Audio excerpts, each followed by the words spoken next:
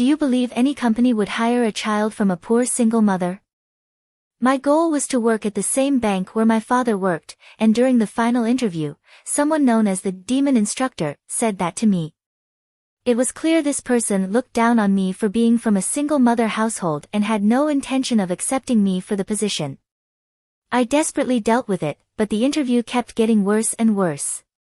Finally reaching my limit, I took my goal out of my phone from my back and called my father. That's because my father is actually the bank's president. My name is Jessica Chastain. I'm a 23-year-old college senior looking for a job.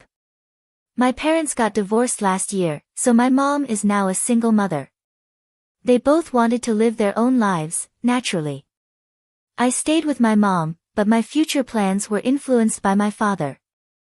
My father is the president of the bank, the chief executive officer.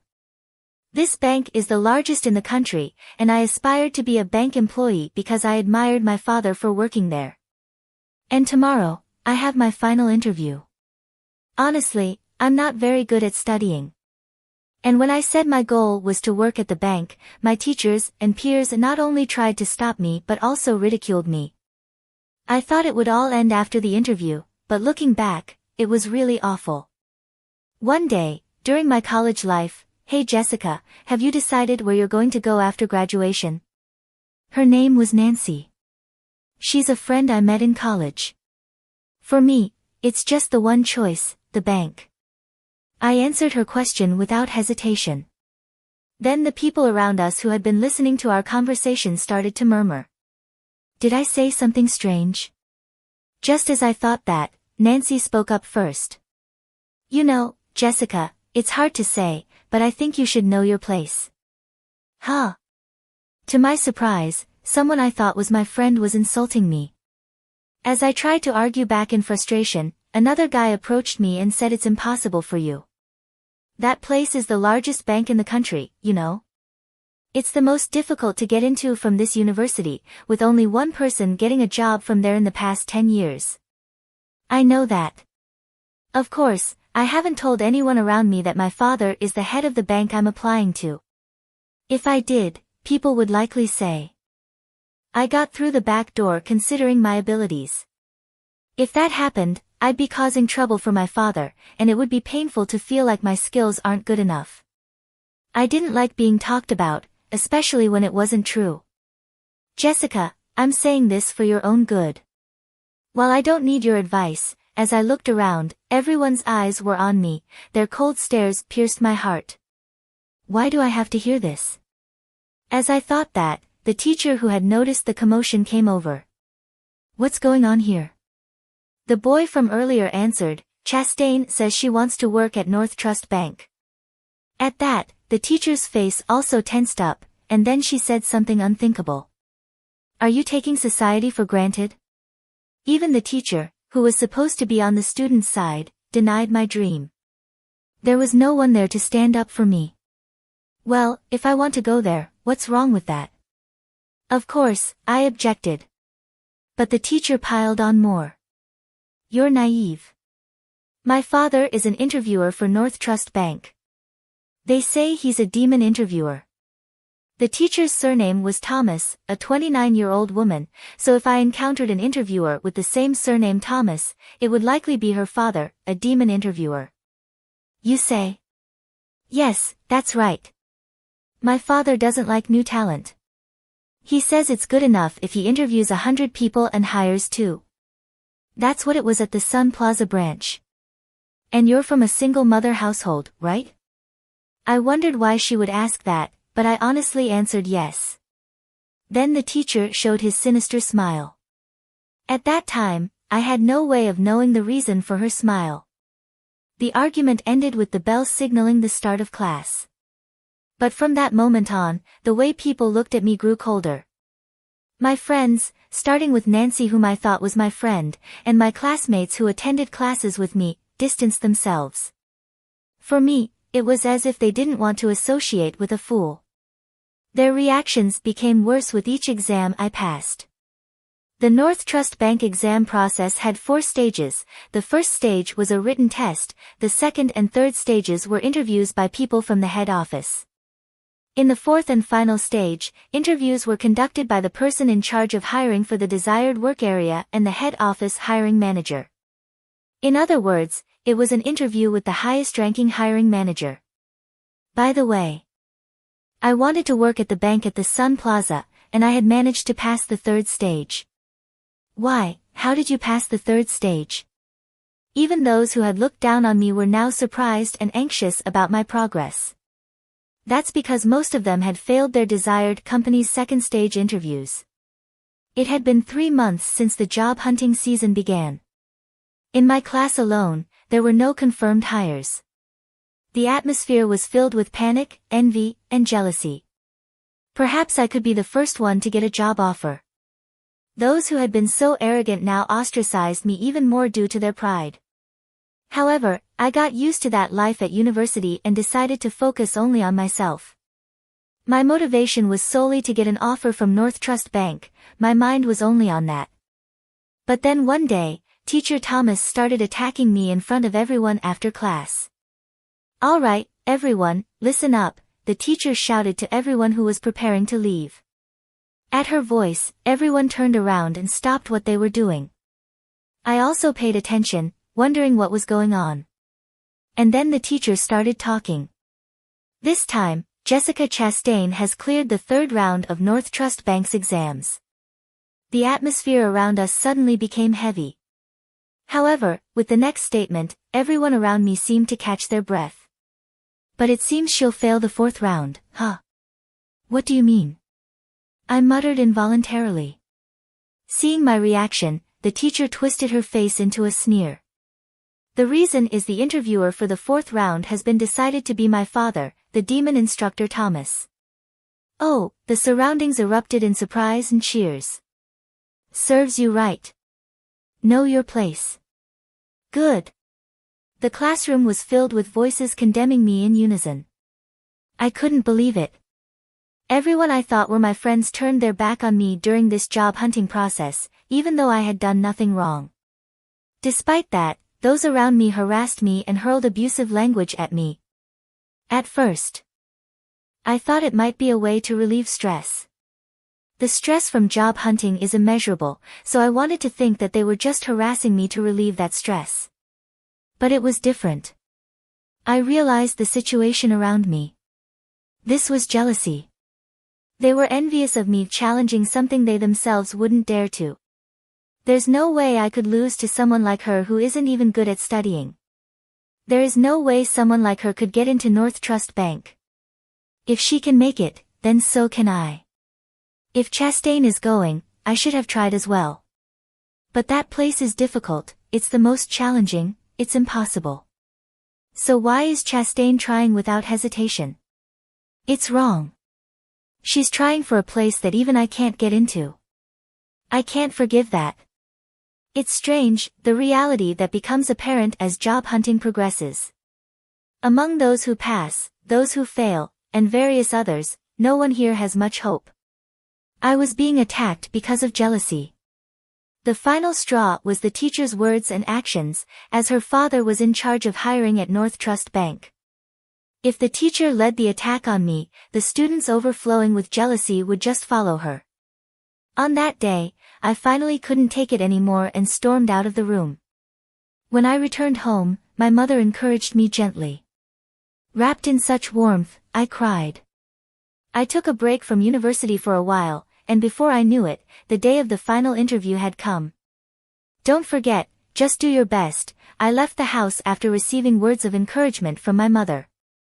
Upon arriving at the interview venue, I was guided to the waiting room. At first, there were nearly 300 applicants in the Sun Plaza area, but now only about 10 remained. Only 3 would survive from this group. My name was called just as I was about to close my eyes to concentrate. "Please come in." "Hello, thank you." My final interview began. There were 3 people in the room. One was Thomas, the teacher's father, just as the teacher had said. The second was a man who appeared to be the chief hiring officer. He looked about 10 years younger than my father, a man in his 30s, presumably in charge of keeping records, faced a computer at a slight distance. The interview began with questions from Thomas, starting with the typical self-introduction. I was asked about my motivation for applying. I answered these questions without difficulty. I don't really like female bank employees, the complaints started suddenly. Not knowing what to say in response, I fell silent. Thomas continued, because they have quiet voices, are physically weak, and many think they can please people just by serving tea. I realized this man must be the type to mistreat his subordinates, and this would be a stressful interview from here on. Silence is taboo in an interview, so I racked my brain and tackled the situation. I was in a sports club, and I think I'm strong. I'll do my best with any job given to me, just like a man. I tried to appeal and respond flexibly to his complaints. However, he didn't find it amusing and clicked his tongue, directing his gaze toward the papers in his hand. I felt something was off at this point. This interview was clearly going too far, yet the chief hiring officer, who should be higher ranking than Thomas, said nothing. Upon closer observation, the chief hiring officer looked younger than Thomas. Maybe Thomas is pressuring this person too, that's what I thought. However, there was nothing I could do about it. I could only sit quietly and endure the interview. After a brief silence, Thomas spoke again. It seemed he would be in charge of the entire interview. You seem to come from a single-mother household, am I wrong? He was probably looking at the documents I submitted from university. They included my address and family composition. Yes, my parents divorced, and now I live with my mother. As soon as he heard my words, Thomas began to laugh, his sinister smile echoing through the room. I see you're from a single-mother household. What business does a poor person have here? As soon as he heard my response, he blatantly changed his attitude. As the teacher's sinister smile crossed my mind, I became sweaty. I struggled to find the correct response and began to feel anxious. But it was Thomas who started talking first. Do you think there's a company that would hire someone from a poor single-parent family like you? He said that while mocking me. Just because I'm from a single-parent family, I won't be hired? You're going to assume I'm poor. I couldn't help but raise my tone. Of course, Thomas reacted to that. It was as if he had been waiting for me to fight back. Should I take your attitude as defiance toward me, your interviewer? I was frustrated, but I couldn't say anything back. The bank my father worked at, which I had always admired, I don't want to lose because of this one man. But I don't know what to say in return. Why don't you say something? Thomas further pressured me. The moment I heard those words, something inside me snapped. My consciousness fell swiftly. I became incredibly calm, to the point where I couldn't believe it myself. Understood, Thomas seemed puzzled by my response. While staring at him, I stood up from the hard metal chair. Hey, what's with you suddenly standing up? Finally, another person spoke, having been sitting the whole time. You've finally gone mad, huh?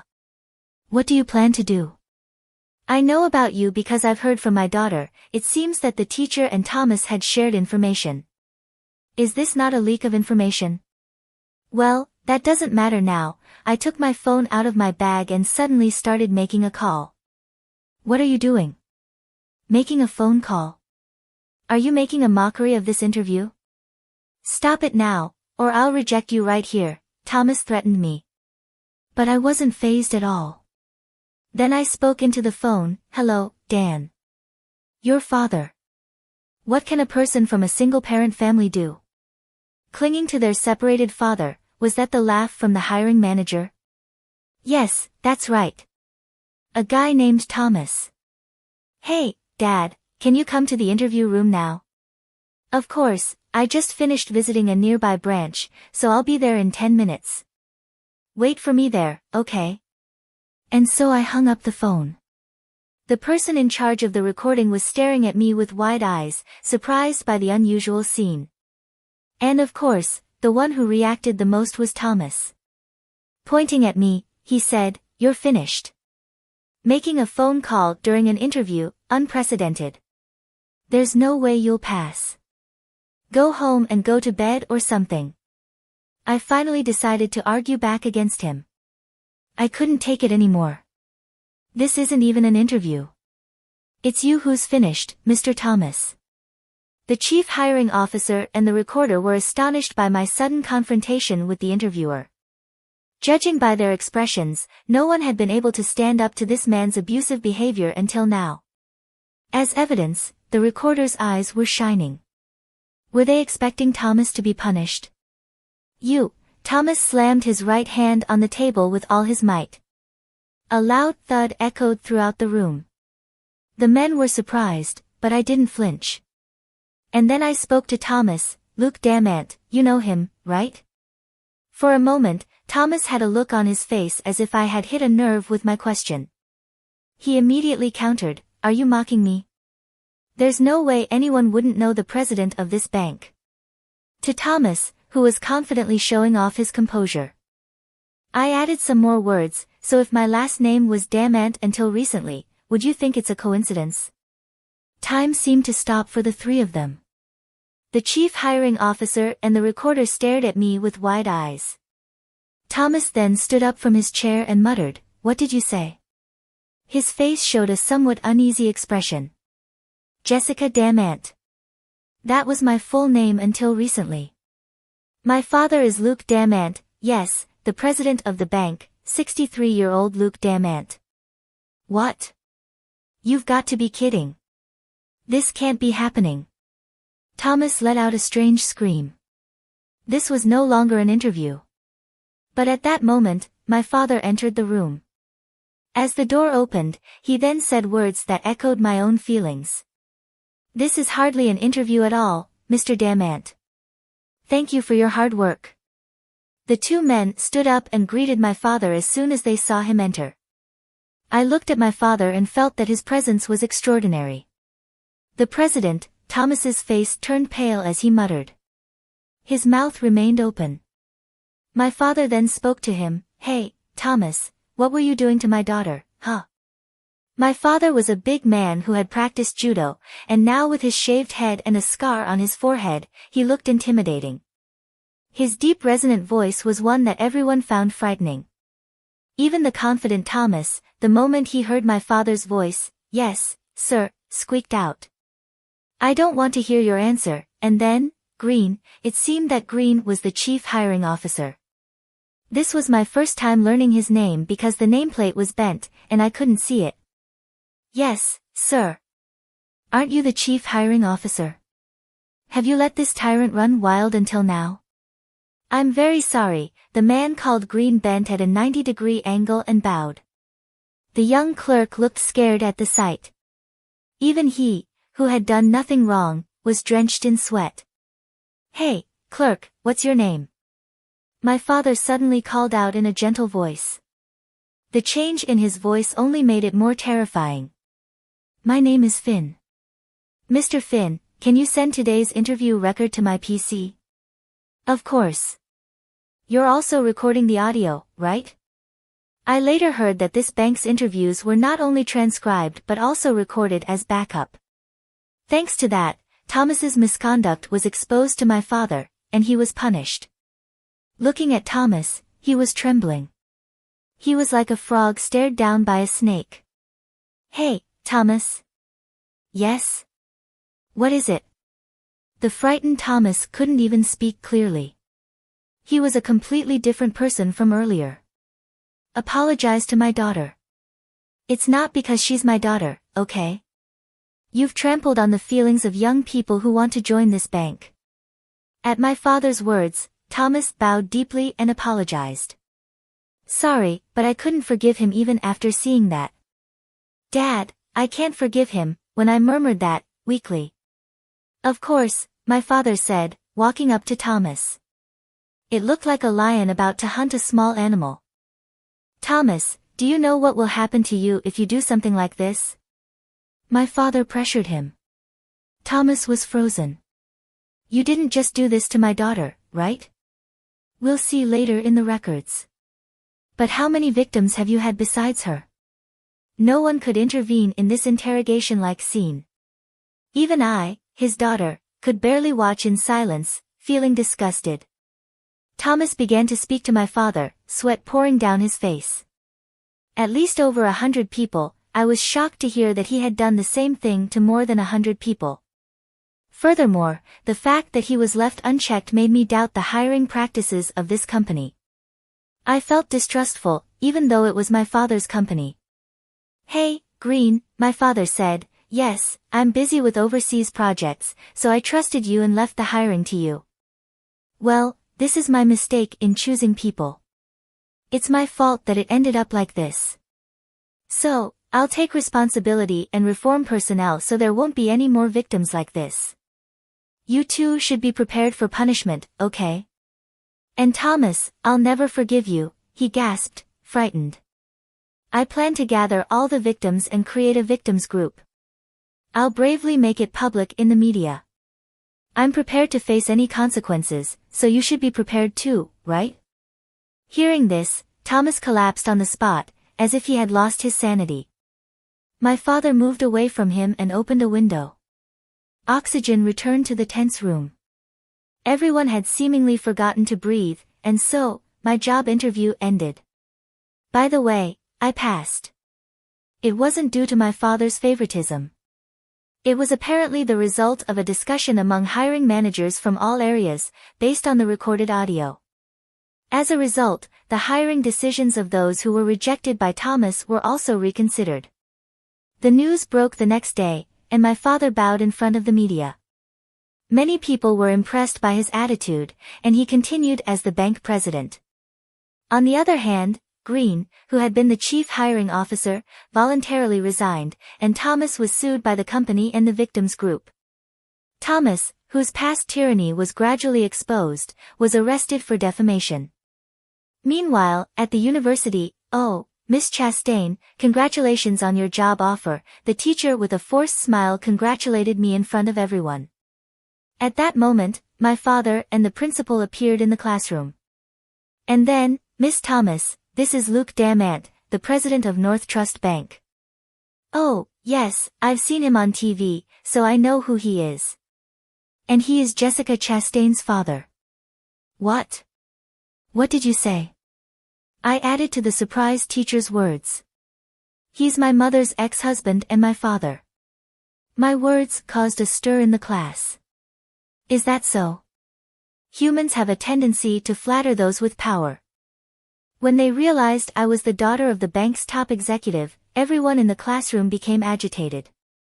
It was as if they had wished they had been friendlier to me.